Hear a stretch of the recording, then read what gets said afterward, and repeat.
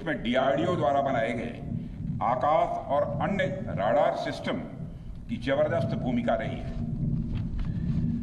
साथियों,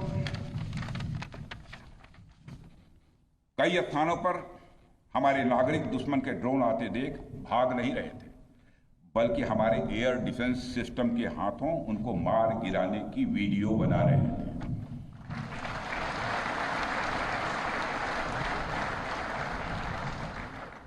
अब ड्रोन देखकर लोग भागने लगते हैं, लेकिन हमारे भारत के नागरिक वीडियो बना रहे थे।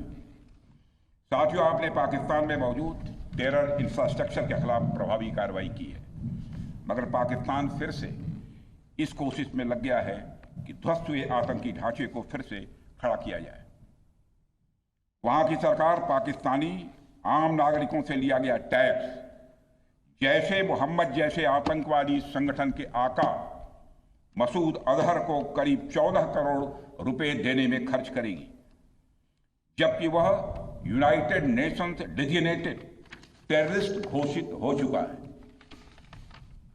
इतना ही नहीं, लश्कर-ए-तोयबा और जैशे मोहम्मद के मुरूद के और बहावलपुर स्थित टेरर इंफ्रास्ट्रक्चर को फिर से खड़ा करने के लिए पाकिस्तान सरकार ने आर्थिक सहायता देने की घोषणा की है, लेकिन निश्चित रूप से इंटरनेशनल मॉनेटरी फंड से आने वाले $1 बिलियन के बड़े हिस्से को टेरर इंफ्रास्ट्रक्चर को फंड करने में इस्तेमाल होगा, ऐसा मेरा मानना है।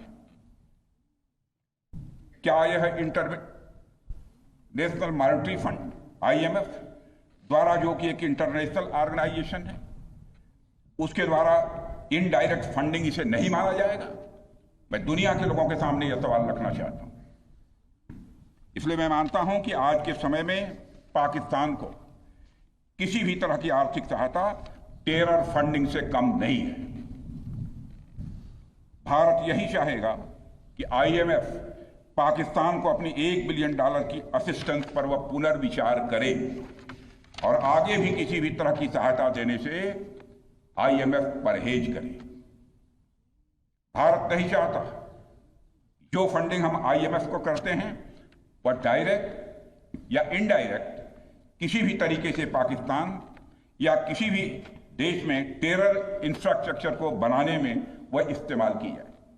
हम नहीं चाहते। साथियों, अब यह स्पष्ट हो गया है कि पाकिस्तान में आतंकवाद और वहां की सरकार का चोली दामन का संबंध है। स्टेट और नॉन स्टेट एक्टर के बीच का नकाब अब पूरी तरह से उतर चुका है। अतः इस परिस्थिति में यदि वहां परमाणु अस्त्र एटॉमिक वेपन रहते हैं तो इस बात की संभावनाओं को भविष्य में नकारा नहीं जा सकता कि कभी वो आतंकवादी तत्वों के हाथों में चले जाएं।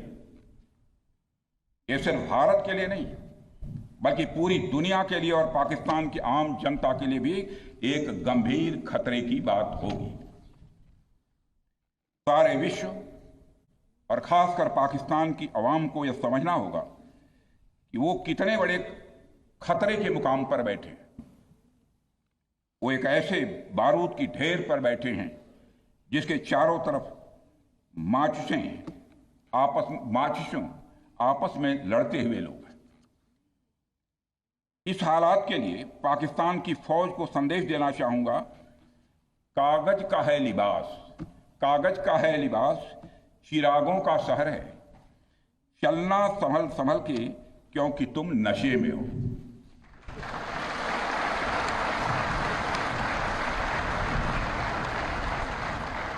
साथियों, अभी आपने जो पराक्रम दिखाया है उसकी चर्चा पूरी दुनिया में हो रही है। जैसा मैंने पहले भी कहा, आज भारत को वैश्विक मंच पर जो सम्मान मिल रहा है उसकी बुनियाद में यदि कहा जाए साफ तौर पर तो वह है आपका पराक्रम।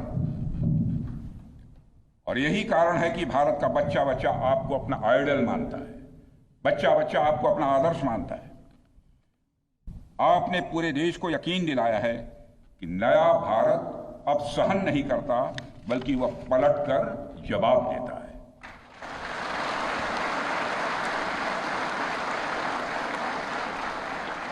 मैं चाहे जितना कुछ भी बोलूं, लेकिन मेरे शब्द आपके कार्य को मापने में असमर्थ होंगे। मैं कृतज्ञ राष्ट्र की ओर से आप सबके प्रति पुनः आभार व्यक्त करता हूं। साथियों, अब आतंकवाद के विरुद्ध लड़ाई केवल सुरक्षा का विषय नहीं, बल्कि नेशनल डिफेंस डॉक्ट्रिन का यह हिस्सा बन चुकी है। हम आपके साथ मिलकर इस प्रॉक्सी और हाइब्रिड वॉरफेयर को जड़ से समाप्त करेंगे। रक्षा मंत्री होने के नाते यह संकल्प मैं दोहराना चाहता हूं। अब हमारा भारत पहले का भारत नहीं है। प्रधानमंत्री के नेतृत्व का यह नया भारत का जन्म हो चुका है। मेरे बहनों भाइयों,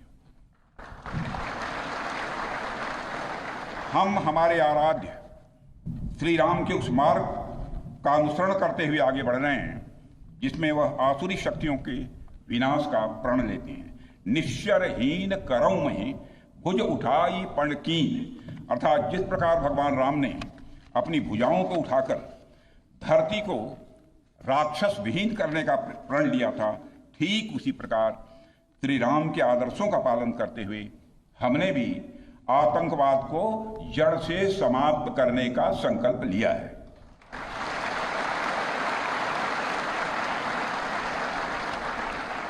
साथियों, प्रधानमंत्री मोदी जी के नेतृत्व में हमारी सरकार आने के बाद सैन्य मामलों को लेकर भारत की सोच और सामर्थ्य दोनों में अभूतपूर्व बदलाव आया है। हम भगवान राम के उस सिद्धांत का पालन करते हैं, सठ संग विनय, कुटिल संग प्रीति, सहज कृपण संग सुंदर नीति, अर्थात दुष्ट के साथ विनम्रता, कुटिल के साथ सदाशयता और कंजूस के साथ उदारता का आचरण कभी भी नहीं करना चाहिए। मैं आप लोगों को भी बता रहा हूं, बल्कि सठे साठ्यम समाचरेत, टिट फॉर टैट।